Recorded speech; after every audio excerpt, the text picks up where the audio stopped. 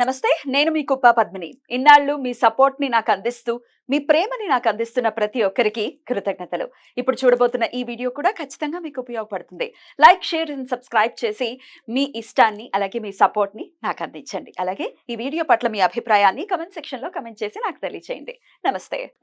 Welcome to our channel. నేను పద్మిని. ప్రస్తుతం మనతో పాటు ప్రముఖ ఆధ్యాత్మికవేత్త, ప్రముఖ న్యూమరాలజిస్ట్ లక్ష్మీ నరసింహస్వామి ఉపాసకురాలు శ్రీమతి స్రవంతి గారు మనతో పాటు ఉన్నారు. మాట్లాడదాం. నమస్తే అక్క. నమస్తే పద్మిని. అక్క, ముందుగా మీకు తొలి ఏకాదశి శుభాకాంక్షలు అక్క. మీ అందరికి కూడా ఏకాదశికి కూడా చాలా అద్భుతంగా మనం మాట్లాడుతూ ఉంటాం. కానీ తొలి ఏకాదశి, ఏ ఏకాదశి జనాలకు గుర్తున్నా ఉండకపోయినా తొలి ఏకాదశి, ముక్కోటి ఏకాదశి, 2 ఏకాదశులు ఖచ్చితంగా గుర్తుంటాయి. కిట్టకటలు ఆడిపోతాయి గుళ్ళన్నీ కూడా. అవును. ఆ ఉత్తర ద్వార దర్శనం ముక్కోటి ఏకాదశికి అయితే మరీను ఇప్పుడు కూడా పెడతారు అనుకుంటా ఉత్తర ద్వార దర్శనం. ఎనీవేస్, తొలి ఏకాదశి డెఫినెట్ గా వచ్చేస్తోంది. ఆషాఢ మాసంలోనే వస్తుంది. శుక్లపక్ష ఏకాదశిని, ఆషాఢ శుక్లపక్ష ఏకాదశిని తొలి ఏకాదశి అని పిలుస్తాం. దేవసేన ఏకాదశి అని కూడా పిలుస్తాము. మరి తొలి ఏకాదశి విశిష్టత ఏంటి, మరి ఆ ఏకాదశి నాడు ప్రత్యేకంగా ఎట్లా స్వామిని కొలుచుకోవచ్చు అనేది ఒక్కసారి మీ ద్వారా. తప్పకుండా చెప్తాను పద్మిని. విష్ణుమూర్తి ఆయన అంటే యోగ నిద్రలోకి వెళ్ళే రోజు కాబట్టి శయన ఏకాదశి అని చెప్పి అంటారనమాట. అయితే స్వామి యోగ నిద్ర అనగానే ఆయన చిరునవ్వు మాత్రం ఎక్కడ మిస్ అవ్వదు, ఎంత నిద్రలో ఉన్నా కూడా. చూసా.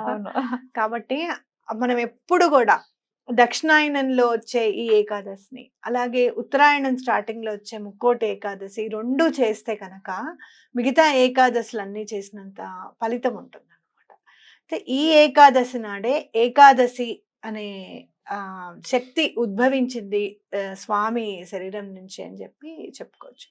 స్వామివారు రాక్షసుడితో చాలా యుద్ధం చేసి అలసిపోతారనమాట. అలసిపోయి ఒక గృహలోకి వెళ్ళి నిద్రపోదాము అని చెప్పి ఉపక్రమిస్తుంటే ఆయన యోగ నిద్రలోకి వెళ్తారు. వెళ్ళినప్పుడు ఆ రాక్షసుడు వచ్చి మళ్ళీ ఆయనని అంటే యుద్ధానికి ప్రేరేపిద్దాము అని అనుకున్నప్పుడు లక్ష్మీ అమ్మవారు చూస్తారట. చూసి ఆయన శరీరం నుంచే, వక్షస్థలంలోనే ఉంటారు అమ్మవారు కాబట్టి ఆయన శరీరం నుంచే ఏకాదశి అనే శక్తి ఉత్పన్నమయ్యి ఆ రాక్షసుడిని సంహరిస్తుంది అన్నమాట. కాబట్టి అంత పవిత్రమైన రోజుగా, అంటే స్వామి యోగ నిద్ర ఎక్కడ కూడా డిస్టర్బ్ అవ్వకుండా, భగ్నం అవ్వకుండా శక్తి స్వరూపిణే రాక్షసుడిని సంహరించింది. కాబట్టి ఈ రోజు స్వామి వారిని దర్శించుకుంటే ఎలాంటి అవరోధాలైనా కూడా, ఎటువంటి శత్రు బాధలైనా కూడా నివృత్తి అవుతాయని ఖచ్చితంగా చెప్పుకోవచ్చు. అయితే అన్నం మాత్రం ఎటువంటి పరిస్థితుల్లోనూ తినకూడదు. అసలు బియ్యంతో చేసిన ఏ పదార్థం కూడా, మేము అన్నం తినలేదండి, దోసపిండి వేసుకున్నాం, కాస్త ఇడ్లీ వేసుకున్నాం, ఇట్లాంటివన్నీ అస్సలు పొరపాటును కూడా బియ్యానికి సంబంధించిన పదార్థం ఏది కూడా తినకూడదు అనమాట. పేలాల పిండి ఉంటుంది మనకి, మొక్కజొన్న పేలాలు ఉంటాయి కదా, వాటిని తీసుకొని వచ్చుకొని చక్కగా పిండి కొట్టేసుకొని, అలాగే బెల్లం కూడా కొంచెం తురిమి ఇది కలిపేసి స్వామివారికి నైవేద్యం పెట్టిన తర్వాత మాత్రమే భుజించాలన్నమాట. అది కూడా ద్వాదశి నాడు, మర్నాడు. అయితే ఇక్కడ ఎటువంటి పరిస్థితుల్లోనూ కొంచెం కూడా తినద్దు అని అన్నారు కాబట్టి ఎవరైనా ఇప్పుడు ఎవరికైనా బీపీ షుగర్ అయితే ఉంటాయి కదా, ఉంటుంది కదా ఏజ్ ని బట్టి, వాళ్ళు మాత్రము పాలు పండ్లు తినచ్చు. అలాగే అలా ఇబ్బంది అవుతుంది అనుకుంటే మాత్రం వాళ్ళు ఏది తినాలనుకుంటే వాళ్ళకి ఈజీగా ఉంటుందో తినండి. అంతేగాని ఇది చేసినందుకే నీకు ఒంట్లో బాగాలేదు అని అనిపించుకోవద్దు మళ్ళీ మనం. అవునా కాదా? ఎవరికైతే శరీరం సహకరిస్తుందో వాళ్ళు మాత్రం ఎటువంటి పరిస్థితుల్లోనూ ఇది ఉపవాసం చేస్తే చాలా మంచిది. మరి ఈ ఏకాదశి అనడం అలవాటు సరే, ఈ ఏకాదశికి ఉపవాసం ఉన్న వాళ్ళు మరి మరునాడు, మరి ద్వాదశి రోజే పారణ చేయాలి కాబట్టి ఎప్పుడు పారణ చేయాలి? పొద్దున్నే 8:28 లోపల పారణ చేసేసుకోవచ్చు. అయితే ఎలా మేము అప్పటికప్పుడు ఏం కష్టం కదా అని అనుకుంటే, ముందు స్నానం చేసేసి స్నానాధికాలన్నీ కంప్లీట్ చేసుకొని కొంచెం మంచినీళ్ళన్నా తాగండి ఆ టైంకి. ఎందుకంటే పిల్లలు స్కూల్కి వెళ్ళడము ఇవన్నీ ఉంటాయి కాబట్టి. చిన్న బెల్లం మొక్క తినొచ్చుగా, కదా మరి. అంబరీషుడే మంచినీళ్ళు తాగాడు. అవును అవును, అవునా కాదా? మరి ఆయన అమ్మో. కాబట్టి అలా మీరు ఏదన్నా చెయ్యాలి, పారణ ఆ టైంలోనే కుదరట్లేదు అనుకున్నప్పుడు మంచినీళ్ళు తాగినా కూడా పర్వాలేదు అనమాట. తప్పకుండా. అయితే ఈసారి మీరు ఏం చేస్తారు అని అంటే, ఎవరికైనా కూడా పేలాలు పేలాల పిండిని మీరు బెల్లం కలిపింది ఉంటుంది కదా, అది ఎవరికైనా మీరు దానం చేస్తే కూడా చాలా మంచిది. గుళ్ళో దానం చేసినా కూడా మంచిది. ఎక్కడైనా ఎవరికైనా గుళ్ళో పెట్టి అది ప్రసాదంగా పంచిపెట్టినా కూడా చాలా మంచిది అన్నమాట. పేలాలంటే ఏంటక్క? మనకి మొక్కజొన్న అవి ఉంటాయి కదా, పాప్కార్న్. పాప్కార్నా? Okay okay okay. అంటే వైట్ కార్న్ ఫ్లోర్ కాదు కదా, ఇది ఎల్లో కలర్ లో లోనే ఉంటాయి. మనం మొక్కజొన్న పిండి, మొక్కజొన్నని పేలాలు తెచ్చుకొని పిండి చేసుకోవాలి. మొక్కజొన్న పిండి వేరైపోతుంది మళ్ళీ, అది అలా కాదు. అవి మొక్కజొన్నల్ని ముందు పేలాలు చేయాలి. పేలాలు చేయాలంటే పాప్కార్న్ చేయాలి. చేసిన తర్వాత పిండి దాన్ని ఆడించాలి.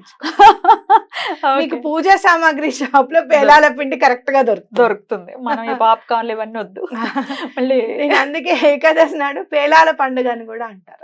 ఈ ఏకాదశి అసలు చాతుర్మాస దీక్ష కూడా ఇక్కడి నుంచే స్టార్ట్ అయ్యి కార్తీక మాసానికి ఎండ్ అవుతుంది. 4 నెలలు ఎవరైతే మఠాధిపతులు పీఠాధిపతులు మనం పరమాచార్య గారు ఎంత నిష్టగా చేసేవారంటే చాతుర్మాస దీక్ష అంత నిష్ట అన్నమాట. పవన్ కళ్యాణ్ గారు చేయబోతున్నారు ఈ 4 నెలలు కూడా దీక్షని. ఆయన చెప్పటం కూడా జరిగింది. అసలు ఇట్లాంటి పొలిటీషియన్స్ కావాలి అని అనిపిస్తుంది అక్క. అంటే సనాతన ధర్మాన్ని ఫాలో చేస్తూ దాన్ని చెప్పడానికి తెగ ఇదైపోతూ ఉంటారు. మేము ఈ పూజ చేసుకున్నాం అని చెప్పడానికి ఇదైపోతూ ఉంటారు. అయ్యో మా అప్పుడు ఇంకొక 10 ఏళ్ల క్రితం అయితే 10-15 ఏళ్ల క్రితం అనుకో ఇంచుమించు హిందువులం అని చెప్పడానికి కూడా భయపడేవాళ్ళు. భయం అనిపించేది. ఏంటో అని అనేవాళ్ళు మా చిన్నప్పుడు. జాగ్రత్త ఉండండి, అలా గట్టిగా బాహాటంగా చెప్పకండి, మన పండగల గురించి దాని గురించి మాట్లాడే హక్కు ఉండదు. ముందు మనమే అసలు మామూలుగా మనము రాముల వారి కళ్యాణం అప్పుడు పాటలు పెట్టుకున్నా కూడా డిస్టర్బెన్స్ వచ్చేస్తోంది. ఇంట్లో పాటలు పెట్టుకుంటే కూడా కొంచెం సౌండ్ తగ్గించండి, మీ టీవీ తగ్గించండి, ఇట్లా కూడా ఉండేదన్నమాట. చాలా ఎంజాయ్ చేయించేవాళ్ళు కాదు. మార్పు వచ్చింది. ఇది ఈశ్వర అనుగ్రహంగా ఖచ్చితంగా భావించాలి కదా. అండ్ ఈ పొలిటీషియన్స్ ఇట్లా కొంతమంది, మోదీ గారు అవ్వచ్చు, పవన్ కళ్యాణ్ గారు అవ్వచ్చు, డెఫినెట్ గా ఆ దీక్షని చేస్తున్నాము అని చెప్పటం, తద్వారా ఇంకొక 10 మంది ఇన్స్పైర్ అవ్వటం, చాతుర్మాస దీక్ష గురించి ప్రత్యేకంగా తెలుసుకోవటం, ఆచరించే పరిస్థితి ఉంటే ఖచ్చితంగా ఆచరించడం, తద్వారా విష్ణువు యొక్క అనుగ్రహాన్ని పొందటం. అద్భుతం. మన వాసుదేవానంద సరస్వతి స్వామి వారు కూడా చాలా అసలు ఆయన లాస్ట్ మినిట్ వరకు చేశారట చాతుర్మాస దీక్ష.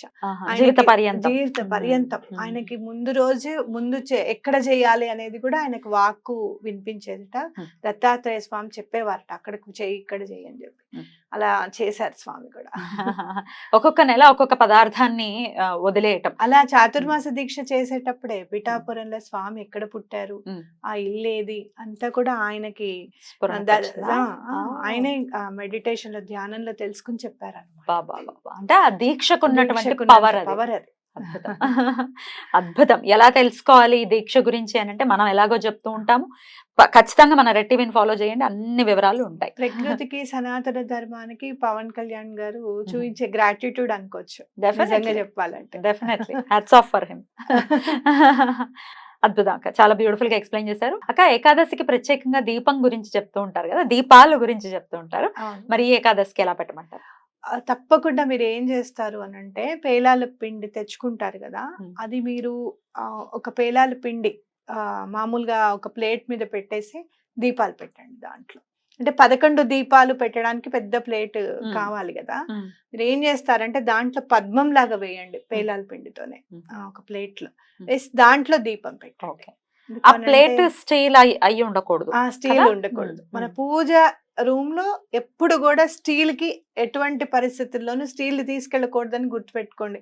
అది స్పూన్ అయినా కావచ్చు, ఇంకేదైనా కావచ్చు. ఓకే, చెక్క స్పూన్ అన్నా యూజ్ చేయండి కానీ స్టీల్ మాత్రం తీసుకెళ్ళకండి. పేలాల పిండి చక్కగా మీరు ముగ్గులాగా వేసేసి పద్మంలాగా వేసి 11 దీపాలు వెలిగించండి. తప్పకుండా చాలా బాగా కలిసి వస్తుంది. ఏకాదశికి 11 దీపాలు వెలిగిస్తే చాలా బాగా కలిసి వస్తుంది. మీకు కుదిరితే ఆవు నెత్తితో వెలిగించండి, లేదా నువ్వుల నూనెతో వెలిగించండి. అద్భుతం, చాలా బ్యూటిఫుల్ గా ఎక్స్ప్లెయిన్ చేశారు. డెఫినెట్ గా అలాగే స్విచ్ బోర్డ్ కూడా చెప్పండి అక్క. తప్పకుండా చెప్తాను. ఎందుకంటే తొలి ఏకాదశి కాబట్టి విష్ణు సహస్రనామం తప్పకుండా చదువుకోవాలి. అలా చదివే దానికి లేదండి మాకు టైం లేదు అనుకుంటే గనక ఈసారి స్విచ్ వర్డే శ్రీరామ రామ రామేతి రమే రామే మనోరమే సహస్రనామ తత్తుల్యం రామనామ వరాననే. ఇది చక్కగా 3 సార్లు అనుకుంటే మీరు విష్ణు సహస్రనామం చదివినంత ఫలితం కలుగుతుంది అని చెప్పి ఈశ్వరుడే పార్వతీదేవికి వారు ఇది చక్కగా ఎన్నిసార్లు చదువుకుంటే అన్నిసార్లు విష్ణు సహస్రనామం చదివినట్టు. అలాగే రాముల వారి నామం తలుచుకుంటే ఎటువంటి పాపాలైనా కూడా పటాపంచలవుతాయి కాబట్టి తప్పకుండా ఇది చదవండి. బ్యూటిఫుల్ అక్క, చాలా అద్భుతంగా వివరించారు. కృతజ్ఞతలు. మరొక్కసారి మీకు తొలి ఏకాదశి శుభాకాంక్షలు తెలియజేస్తూ నమస్కారం అక్క.